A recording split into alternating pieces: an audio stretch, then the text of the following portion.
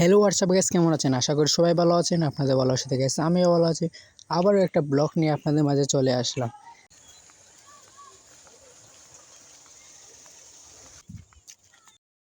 আমরা যেখানে যাইতেছি গাইস, এখানের নাম হলো পৌরসভা। আমরা পৌরসভায় ঘুরতে যাইতেছি বিকেলবেলা।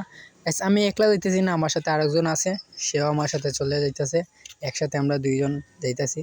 গাইস সামনে যাওয়ার পরে এক চাচা আমরা বলতেছে, এখানে কি ভিডিও চলতেছে? আমি বলতেছি ভিডিও চলতেছে। আমরা এখানে না দাঁড়িয়ে সামনে এগিয়ে চললাম ক্যামেরা নিয়ে। আর তাকে বললাম কি হয়েছে, মুচকি হাসি দেশ কিতা লাগে ভাই? হ্যাঁ হইল তো লালা চাচা যেন কিতা হইল। বলে চাচা কইসুন তো বুঝছি, তো তোর হাসি দিকে তো আমার হাসি পার, হাসি তোরও বন্ধ কর। এভাবে মজা করতে করতে সামনে এগিয়ে গেলাম। আর এদিকে গাইস আমাদের পৌরসভার ভিউটা আপনাদের দেখাইতেছি। এখানে পৌরসভার বিল্ডিংটা, এখানে আমরা নয়া পৌরসভা, এই জন্য আপনাদের কিছু দেখাইতেছি। সামনে যাইতেছি, সামনে কিন্তু আরেকটা আছে, চলে যেতেছি আস্তে আস্তে। সামনে যাইতে পৌরসভাটা লাইন, পিছনে আরেকটা ভ্রমণ এখানে যাইতেছি। এখানে অনেক সুন্দর একটা ভিউ আছে। তাকে বললাম বাদে ক্যামেরাটা নে, তুই একটু নিয়ে ভিডিওটা কর। বা তাকে বললাম সেদিকে দেখা ক্যামেরাটা, ভিডিও পৌরসভার ভিউ আর ভ্রমণের ভিউ কিন্তু অসাধারণ গাইস, বলার মতো না। সামনে তো পুরোই আগুন। ক্যামেরা আমার হাতে নিয়ে নিলাম, বললাম আচ্ছা মটন দে, আমি যাই ক্যামেরা নিয়ে সামনে। ভিউটা এখানে কিন্তু সুন্দর, খেলাধুলার জায়গা আছে, অনেক ছেলে মেয়েরা খেলাধুলা করতেছে, অনেক ভালো লাগতেছে। সাইকেল চালাইতে আসতেছে, অনেক কিছু আপনারা একটু দেখেন। মানুষের মুখে এটা ফটো না এখানে।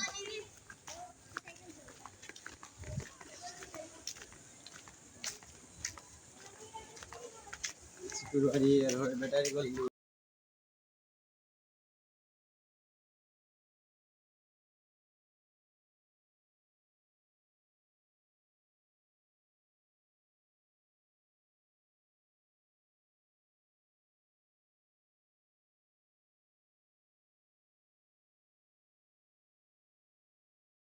আমার সাথে সে বলতেছে এদিকে গিয়ে মেন রোডে দিয়ে বাড়াই লাগবে। আমি বলছে মেন রোডে দিয়ে না গিয়ে আমরা পাড়ার দিকে আমরা চলে যাই, যেদিকে আইসি এদিকে চলে যাই। তাদের সামনে দিকে আমার আসতে মনে পড়লো, আর কয়েকদিন ধরে তো বৃষ্টিপাত হইতাছে, অনেক বৃষ্টিপাত। পাক্কা কয়েকজন বজ্রপাতে মারা গেছে। আর কী করার গাইস, উপরওয়ালা যেন তাদের ভালো রাখে। এভাবে তাদের সামনে চলে যাইতাছি। সামনে গিয়ে এখানে দেখি ধান খেতের কী অবস্থা, দেখিয়ে আসি ধান খেতের। যাইতে যাইতে আখতা হঠাৎ করে একটা ছেলে আসলো, ছোট্ট ছেলে আসে বললো, এখানে কি ভাই? আপনারা দেখেন কি হয়েছে।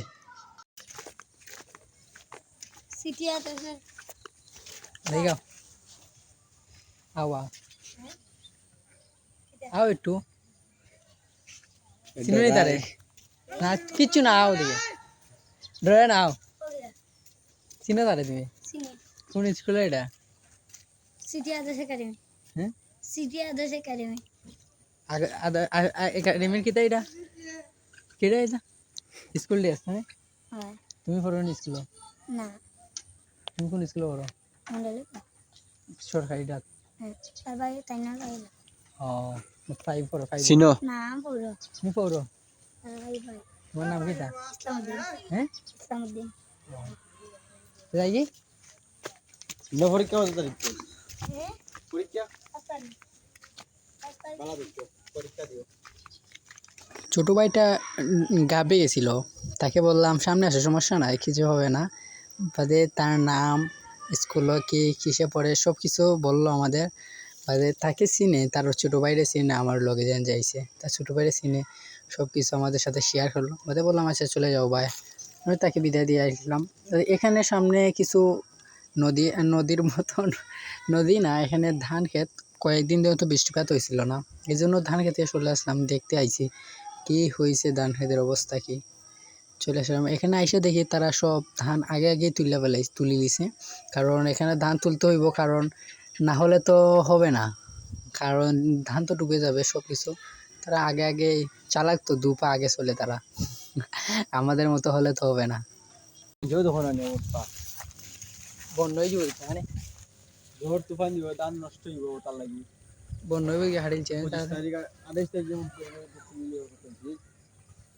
কাটি দিছে কিছু মানুষে গ্রামের view রয়েছি অবস্থা দেখো পানি নিয়ে আমি রয়েছে আচ্ছা রয়েছে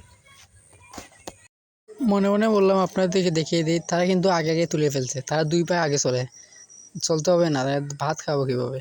তারা যদি চাষ না করে আমরা ভাত খাবো পানির তলে, আর ভাতের দাম তখন থাকবে 80 টাকা 100 টাকা কেজি, এখনোই আছে 50 টাকা 60 টাকা কেজি।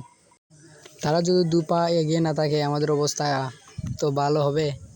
এমনি তেলের যে সংকট, পরে চাউলের সংকট পড়বে, এভাবে চলতে থাকলে দেশ রসাতলে। এভাবে বলতে বলতে আপনাদের অনেক কিছু দেখিলাম।